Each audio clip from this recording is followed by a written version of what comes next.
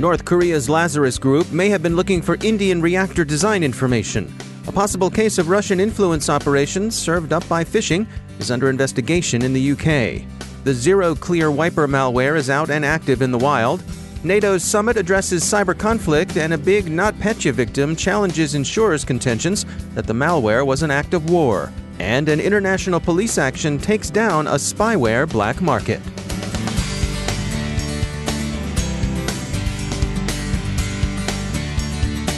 And now a word from our sponsor, KnowBe4. Endpoint security, firewalls, VPNs, authentication systems, we've all got them. But do they really provide the comprehensive level of security your organization needs to keep the bad guys out? Are they giving you a false sense of security? The unfortunate reality is that each of these security layers can provide hackers with a back door right into your organization. And KnowBe4 will show you how. They've got an exclusive webinar with Kevin Mitnick, the world's most famous hacker and KnowBe4's chief hacking officer. He'll show you the 3 most common causes of data breaches, he'll share demos of significant vulnerabilities in common technologies, and he'll share his top tips for security defenders. Go to knowbe4.com/vulnerabilities and register for the webinar. That's knowbe4.com/vulnerabilities. And we thank KnowBe4 for sponsoring our show. Funding for this CyberWire podcast is made possible in part by McAfee, security built by the power of harnessing 1 billion threat sensors from device to cloud, intelligence that enables you to respond to your environment, and insights that empower you to change it. McAfee, the device-to-cloud cybersecurity company. Go to mcafee.com/insights. From the CyberWire studios at Data Tribe, I'm Dave Bittner with your CyberWire summary for Wednesday, December 4th, 2019. The incursions into networks belonging to India's space program and its nuclear power sector are generally thought to be the work of North Korean operators belonging to the Lazarus Group. In neither case are they believed to have affected control systems, but instead to have concentrated on administrative networks. There haven't been any particularly strong accounts of what Pyongyang was after, but now, according to the International Business Times, there's some reason to believe they were interested in obtaining design information for thorium reactors. Another accusation of Russian government phishing has surfaced during the run-up to the British elections. In this case, the report originates with the Labour politician and candidate Ben Bradshaw, whom The Guardian describes as a frequent critic of Moscow's influence operations. Bradshaw says he received email from someone calling himself Andrei, who claimed to be a whistleblower inside Russian President Putin's administration. The email's attachments purported to describe Russian disinformation operations, including fake news operations, and much of the information in them appears to be accurate. They describe disinformation cells, but upon further review, they appeared possibly malicious. Labour and the Conservatives have been sniping over the handling of Russian influence operations. Andrei, representing himself more or less as a westernized good government type with strong internationalist sympathies, he deplored Brexit and was himself a never-Trumper, said he was disturbed by Moscow's policies and the consequences they've had on Western civil society. So he's a whistleblower who wants nothing but the best. That message seems crafted to resonate with a Labour candidate, but Mr. Bradshaw wasn't buying. Bradshaw had them inspected by a security company who confirmed that at least 2 of the documents contained malicious code. The NCSC, that is GCHQ's National Cybersecurity Center, is investigating and presumably will comment in good time. IBM researchers describe a new destructive wiper, ZeroCleare, which is active in the wild against energy sector targets in the Middle East. IBM regards it as likely that ZeroCleare, which in some respects resembles Shamoon, is being deployed by Iranian state actors. As their report puts it, quote, taking a page out of the Shamoon playbook, ZeroCleare aims to overwrite the master boot record and disk partitions on Windows-based machines. As Shamoon did before it, the tool of choice in the attacks is LDOS Raw Disk, a legitimate toolkit for interacting with files, disks, and partitions. Nation-state groups and cybercriminals frequently use legitimate tools in ways that a vendor did not intend to accomplish malicious or destructive activity. End quote. IBM also sees wiper attacks that aim at the destruction of data, as a rising trend. Criminals have been seen using them for extortion or for punishment upon victims' failure to pay.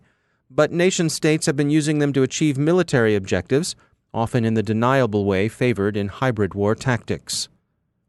One note in their report serves as a healthy reminder that attackers too have their problems.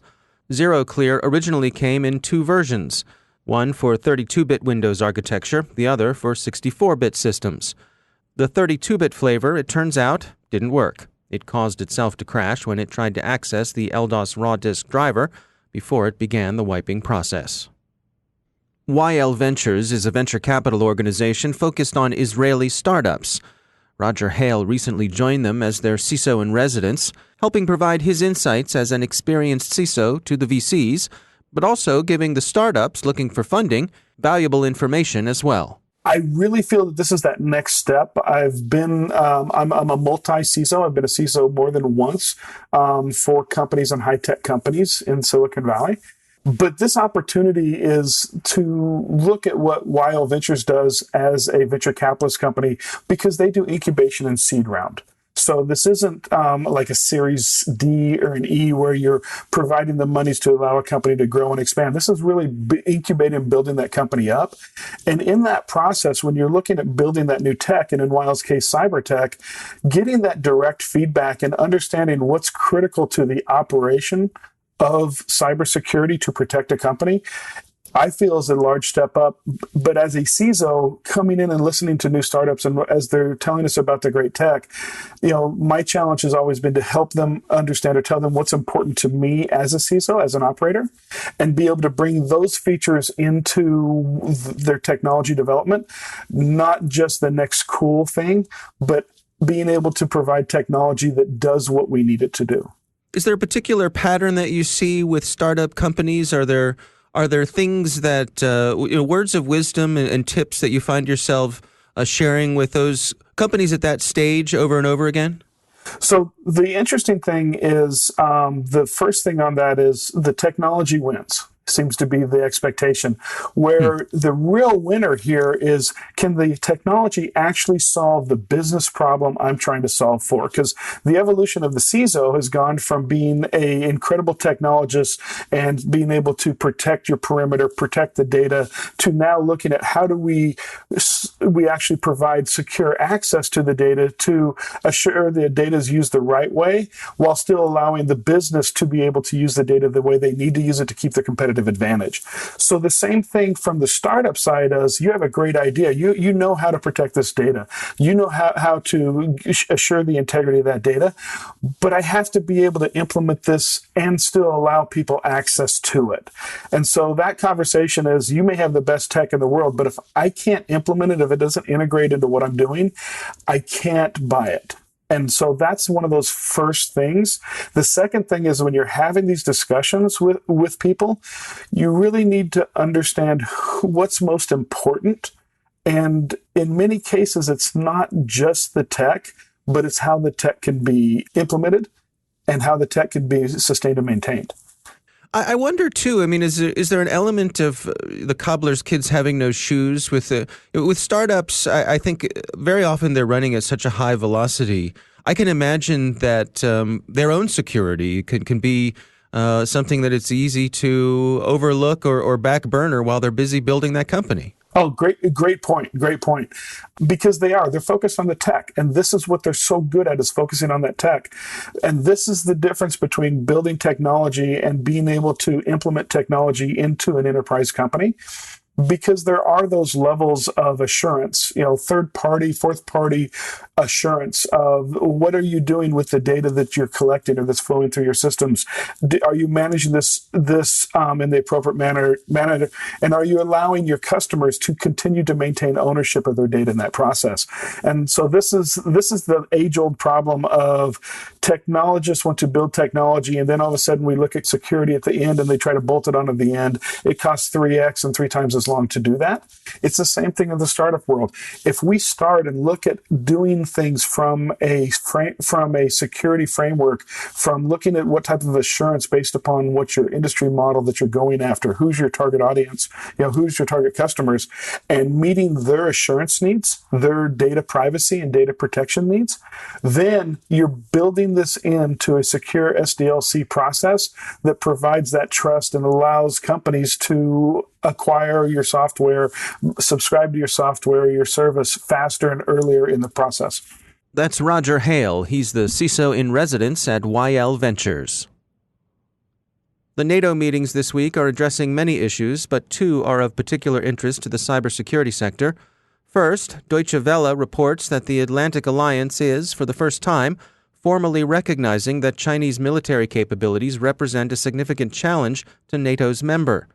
The alliance's Secretary General Jens Stoltenberg put it this way yesterday, quote, "We have now, of course, recognized that the rise of China has security implications for its allies," end quote. Prominent among those implications are the security dimensions of Chinese interest in 5G technology and how that country's position in the IT hardware markets positions it to wield significant power as an equipment vendor. Second, NATO continues to wrestle with an appropriate response to cyber operations.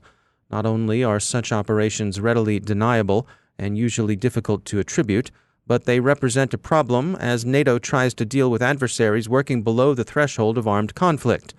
And even when that threshold is reached, it remains unclear how or when the alliance should invoke Article 5, its central collective defense provision. Cyber war has implications for the private sector as well. Many insurance policies have war clauses that exclude payment for damages sustained as a result of combat. These have particular importance for cyber insurance because of the difficulties surrounding attribution and because of the increased use of cyber weapons in hybrid war. One such case is now being litigated in a U.S. court. Big pharma giant Merck is wrangling with its insurers over the $1.3 billion in losses the company incurred as the result of the NotPetya infestation it suffered on July 27, 2017. The insurers have balked at paying because it appears that the NotPetya attack, generally and credibly attributed to the Russian government, may have amounted to an act of war. The malware was initially deployed as part of Russia's hybrid war against Ukraine, but spread rapidly to targets elsewhere in the world. The matter is now being litigated, Claims Journal reports, in a Union County, New Jersey court. And finally, congratulations again to the law enforcement agencies involved in the takedown of the Imminent Methods spyware black market. The Australian Federal Police led the international effort to shut down the sale of the market's principal product, the Imminent Monitor Remote Access Trojan, also known as IMRAT. This spyware could be had for as little as $25, and more than 14,000 buyers are said to have sampled Imminent Methods wares. In all, police executed 85 warrants, seized more than 400 items in the gang's possession, and arrested 14 people. And in taking down the site, they also disabled the spyware, so those who bought it won't be able to use it. And that's a good day's work in anyone's book.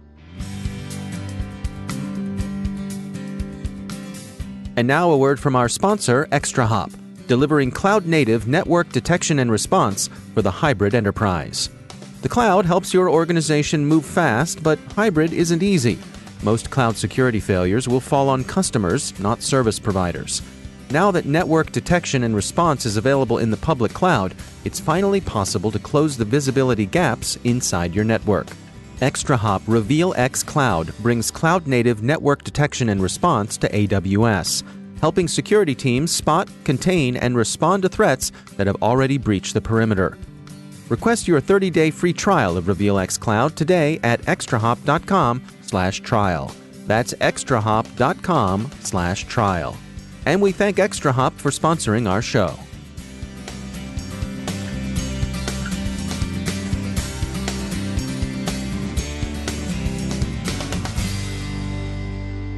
And joining me once again is Michael Sechrist. He's Chief Technologist at Booz Allen Hamilton, and he also leads their Managed Threat Services Intelligence team. Michael, it's always great to have you back. I wanted to touch today on some of these utilities like Slack that corporations use for internal communications, and some of the potential malware attacks that can happen within those types of services.